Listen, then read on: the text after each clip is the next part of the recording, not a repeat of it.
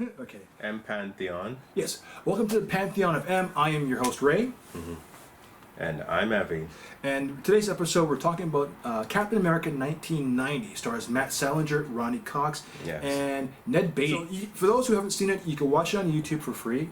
It's on, you can stream it somehow, but YouTube's the easiest one to get to. Yeah. And we were just saying how I guess Salinger was a relative of J.D. Salinger. Yeah, So- Catcher in the Rye. He's actually the son of J.D. Salinger. Yeah, okay. And people might think it was through nepotism that he got the role. He is a small character actor. He's done only one big film, which was a lead-in before this film. Yeah. So he was sort of proven before getting in the part. And we were just talking about this earlier. There were a bunch of stars signed up to play the part. It was Schwarzenegger, but because of his accent, didn't get it. Dolph Lundgren was in the running for the role, but he was doing Punisher. Yeah. The same year this film was in production, so they were in production side by side. Right. And actually, even Michael Dudikoff from American Ninja That's true. Yeah. and what's his name, Steve James. Yeah. They were going to do a Falcon and Captain America movie. But that didn't fall through. Even though they're both canon, this is an offshoot of Canon Films. This was called 21st Century Film Corporation. Yeah. The company split at this time, and then before they all folded up, they had the works of to do a Spider-Man movie and also they were going to do a Superman 5. Yeah. Which didn't work out. No, Thank goodness. it The director for this would be Albert Pune. He is a well-known director for sci-fi and adventure films. He was considered one of the pioneers of the subgenre of like the cyborg movies. Yeah. He did Cyborg with Van Damme. He did a movie Nemesis 1 through 5 and a bunch of films. The biggest one we were just talking about, Sword and Sorcerer, which came out in the early 80s. That was his big debut film. The poster is amazing. The movie, not so much. Not that great. But this was a time where direct-to-video was popular, was at its height, and he was one of the people who reaped in the benefits of the role. So, Definitely. Captain America. Okay, so let's give him a brief overview for those who haven't seen it. It takes place in Italy. The major plot of it is in Italy, not Germany. This is, I guess, World War 1936. Okay. It starts off 1936. 36 goes to 43. Yeah. Where you have the formation of Red Skull. He Right. was a product of the super soldier experiment in its preliminary stages. It wasn't perfected yet. The scientist Marie Vicelli, she opposed to having children being exposed to. That's what Red Skull was. He was a child prodigy, and then excuse me. So she escaped fascism, Mussolini era, and they went to the States. 7 years later, she went to the States, and they found a willing volunteer, Steve Rogers. Yeah. And according to the story of this version of Captain America, he was a soldier that was picked up, basically a volunteer. It made the subject to be stronger and faster, athletic. So, and those with a genetic default, a birth defect, they would say. In this case, he had polio. Yeah. But wait. It cured him. It made him stronger, faster, and smarter. Yeah. The smarter thing I kind of question a little bit. Yeah. Exactly. Even with Red Skull, because he was a genius, and my only question with Red Skull, I love the character. First of all, his makeup. What do you think of the makeup for Red Skull? I thought it was pretty cool. It was alright. There was parts that were like stop motion kind of looking kind of Yeah. crazy. Like there's a rat that looked really freaky. That didn't look too good. But No, it didn't. they made a Red Skull rat. Yeah, they did. It's really A red rat. A red rat. It was oh man, it was something else. Yeah. But it was claymation / stop motion. It was kind of offsetting, but for the idea it worked. For the budget they had, I'm assuming that's what they had to work with. For sure. But the makeup was really. I mean, it was for what they did with him. I thought it was well done. Yeah, it was okay. But you could tell the budget was kind of limited because you never saw him with that look. No. The excuse was over the years he had plastic surgery to make him look more human. Yeah, something like that. Because he had a daughter, Yeah.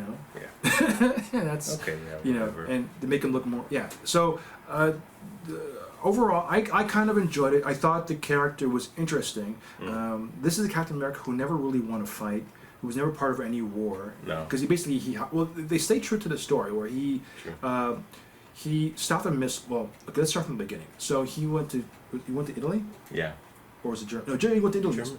Italy to stop Red Skull. Yeah, right? definitely. He lost the battle. True. He got tied up to a missile to which Yeah, they were gonna, exactly. to which they were going to. Basically, they were planning to blow up the White House.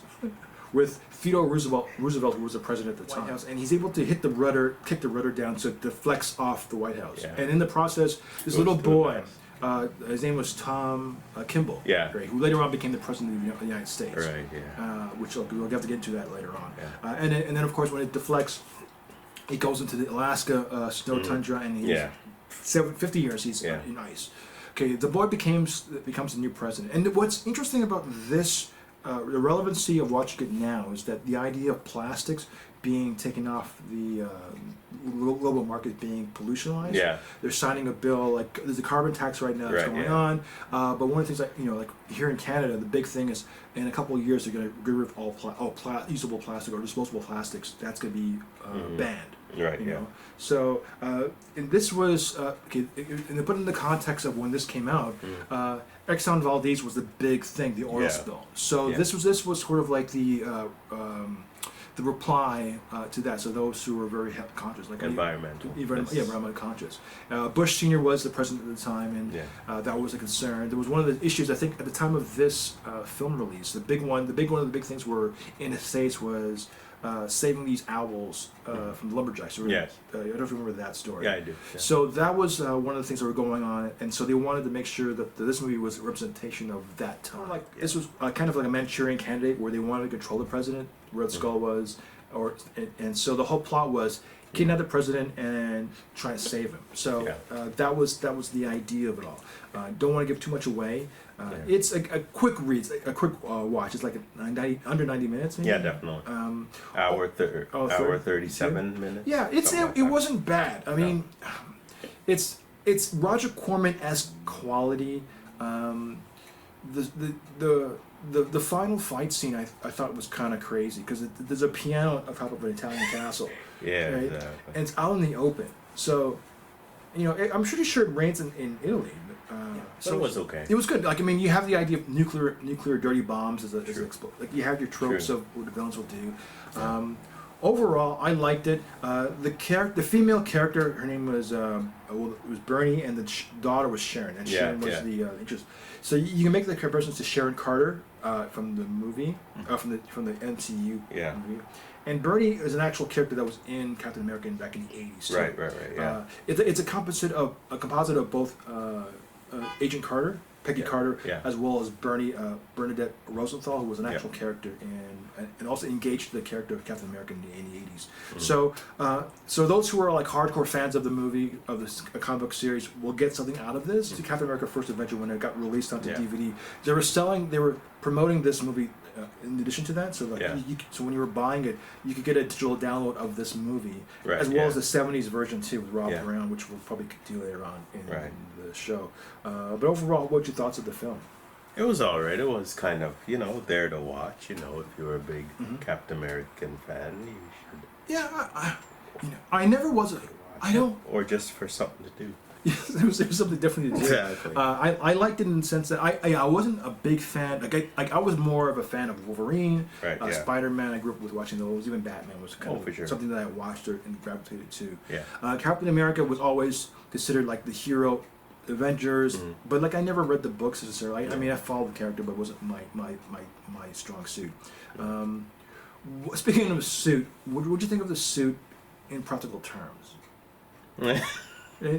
Because I liked. It was okay. They explained to you why they used they stay with that. In the 80s, Captain America actually had a black suit for a very short run. Yeah. And Peter, the director, he actually pitched the idea to Marvel. He goes, "Can we use this, please?" And then they're like, "No, you can't. We want the suit. We want the red, white, and blue in practical terms." So he goes, "Well, what about having a utility belt, like a duty belt, and maybe some armor to him?" They're like, "Nope. You got to use the red, white, and blue. And you got to use." So they really made it as campy as humanly possible. Yeah. That's cool. Yeah. And the funny thing is, when they give him the suit, they're saying the suit's fire resistant. He never gets. There's no fire. They never use it on him, right? I know. So it's awful. But in terms of like schlocky, I thought it was really schlocky. But It was fun. It's goofy. He's a man at a time. Yeah. That's essentially what it is, Yeah. and they really play up on that. They do, yeah. You know, overall, I liked it. Like I thought the character was fun. Yeah, It was.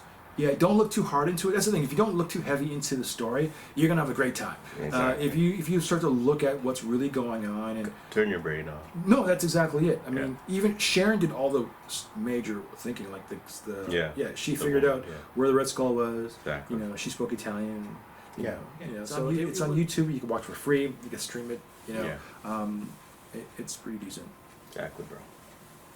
All right, so that concludes Captain America for now. Yeah. I'm Evie. I'm Ray. Please subscribe to our podcast. Hit subscribe. The more we get, the more listeners we get, the better it's for us. We'd appreciate it. And we will talk to you on our next show.